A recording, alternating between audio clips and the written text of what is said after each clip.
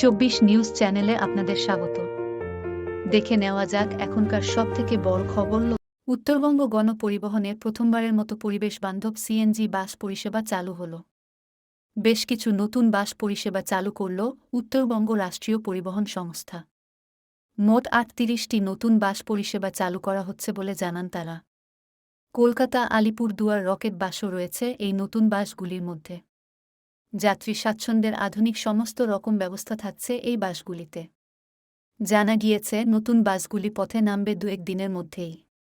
উত্তরবঙ্গ রাষ্ট্রীয় পরিবহন সংস্থার তরফ থেকে জানানো হয়েছে যে Kolkata Alipurduar rocket bus service আগামী সপ্তাহ থেকে চালু করা হবে।